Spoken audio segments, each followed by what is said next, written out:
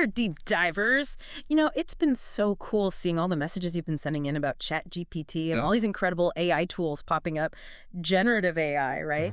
It feels like we're on the edge of something massive, doesn't it? But you're also smart to be pumping the brakes just a bit and thinking, hold on, what about the legal stuff, especially data privacy? Right. Nobody wants to run in with the GDPR, right? Yeah, buddy. Oh, buddy. That's where this Leading Tomorrow white paper, Legal Requirements for Using ChatGPT and Co. comes in. Think of it as your guidebook for navigating the legal jungle of generative AI in the EU. It's a really practical resource, to make sure you're using these powerful new tools responsibly. Exactly. So before we get into the nitty-gritty, let's make sure we're all on the same page. What makes generative AI so different, so groundbreaking that everyone's talking about it?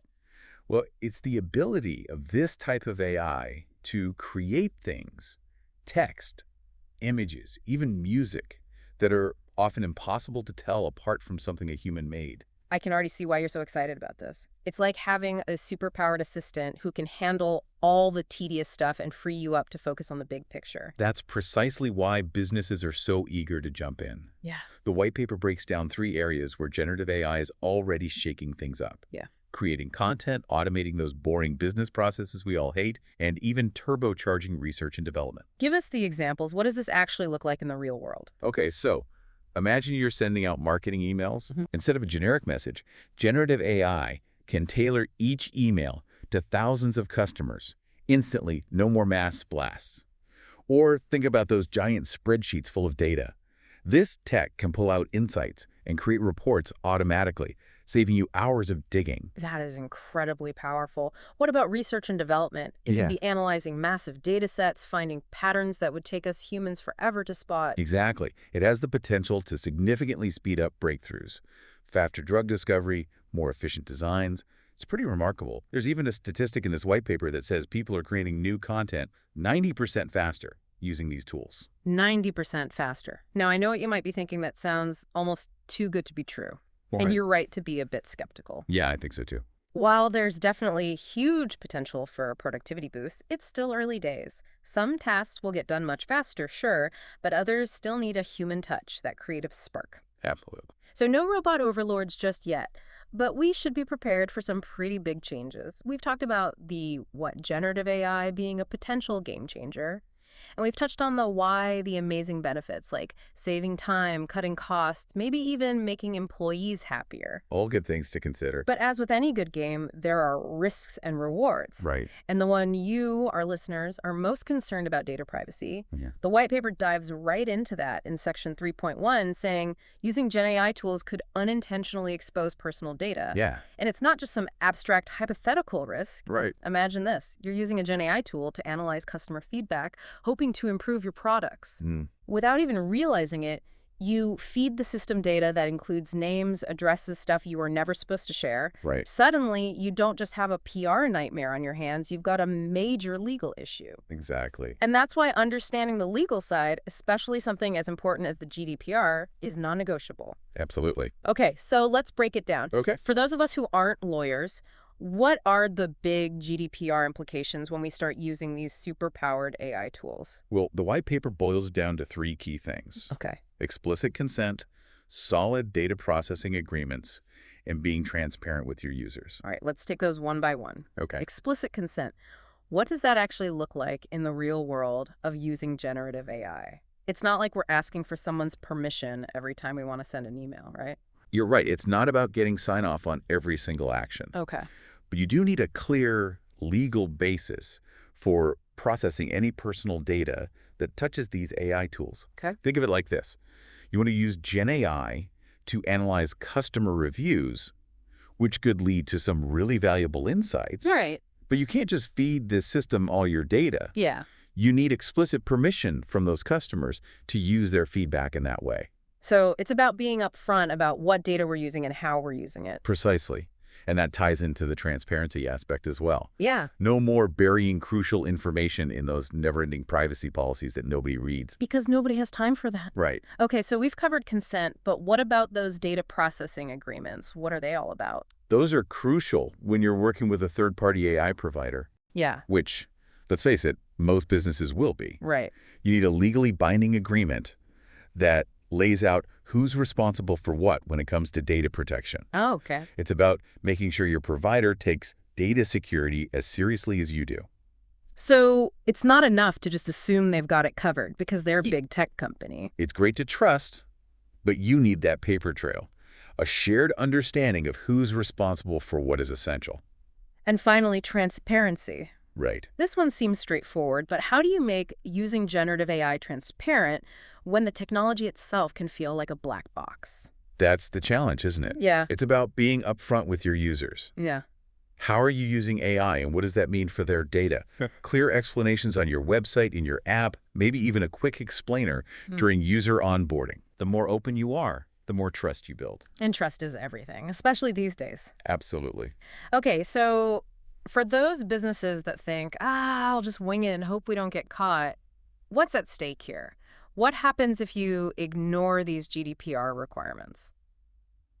Well, the white paper doesn't sugarcoat it. Okay. We're talking hefty fines, up to 4% of global annual turnover, and not just EU revenue. Wow. That's enough to make anyone sweat. Ouch. Yeah. Yeah, that's a serious financial hit, not to mention what it would do to your reputation. Exactly. A data breach can destroy your brand's credibility overnight, which is sometimes impossible to recover from. Right. And it's not just about the GDPR. Things are changing fast. You're talking about the EU AI Act. Yeah. The one that's still in the works. That's the one. It aims to create a whole legal framework for AI in the EU. And it's based on risk. The level of regulation depends on how much impact the AI system could have. So some AI applications will have way stricter rules than others. Exactly. Okay. Things like AI used in healthcare or law enforcement, those are high-stakes scenarios, so they'll face the toughest requirements. And this white paper helps you stay ahead of those regulations. It does. Okay. It stresses the importance of really assessing the risks, having the right safeguards in place, and staying informed about the latest AI regulations. It's about building a culture of compliance from day one. Which leads us to the big question, how do businesses actually put all this into practice? Choosing the right setup for your AI seems like a good place to start. The white paper talks about three main options: EU-based servers, US-based servers, and get this, your own servers. It's like picking the right foundation before you build your AI-powered house. So let's break down those options, starting with EU-based servers. What's the advantage there? Well, the big one is data. Okay. Your data stays within the EU, making things much simpler when it comes to GDPR compliance. Right.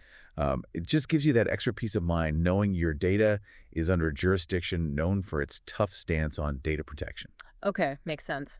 But what about those big US-based AI companies? So right now, transferring data to U.S. companies that meet the requirements of the EU-U.S. data privacy framework is allowed.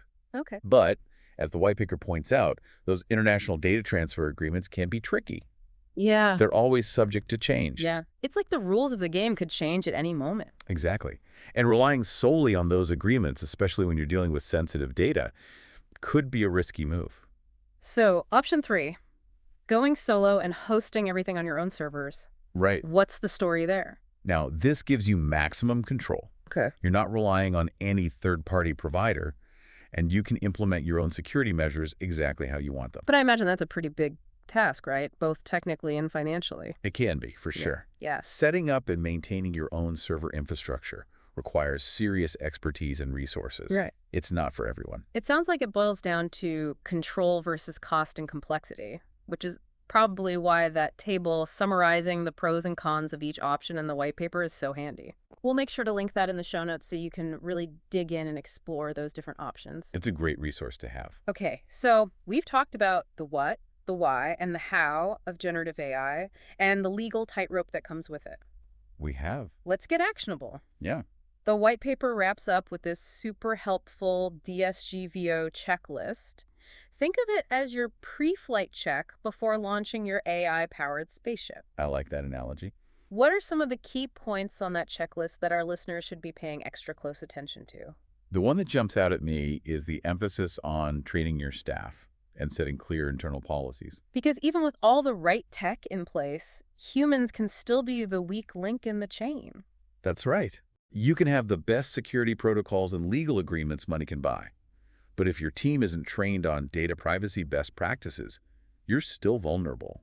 It's like having a state-of-the-art alarm system but leaving the door unlocked. Exactly.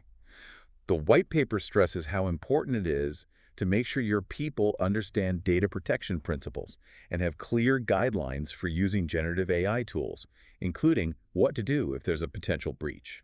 So it's about making data privacy everyone's responsibility, not just the IT department. Right. It's about creating a culture of data privacy from day one. That's a great way to put it. This has been a lot to unpack, but this white paper really does provide such a practical roadmap. It does. It really does. Yeah. It gives you all the things to be thinking about, all those little details that maybe you haven't even considered yet, to make sure that you're using these tools in a way that is both effective for your business, but also responsible. Absolutely. Which is what we want, right? Of course, yeah. We want you to be successful, but we also want you to be ethical. It's clear that the world of generative AI is exciting, but it's not without its challenges. It's not. And that's the reality of any new technology, right? Right. It's about being informed and prepared. Exactly. And that's what we're hoping to help you do today, to give you the information you need so that you can make smart decisions for your business. Absolutely. We'll be sure to link to the full white paper from Leading Tomorrow in the show notes so you can dig into all the details. Great idea. But as we wrap up our deep dive today, I'm left with this thought. If these generative AI tools become as common as smartphones in the next few years, Right. what will that mean for data privacy? That's the big question. How do we navigate that? How do we balance this incredible power with the responsibility that comes with it? A conversation we all need to be a part of. I couldn't agree more. Until next time, deep divers, keep exploring, keep asking those tough questions, and most importantly, stay curious.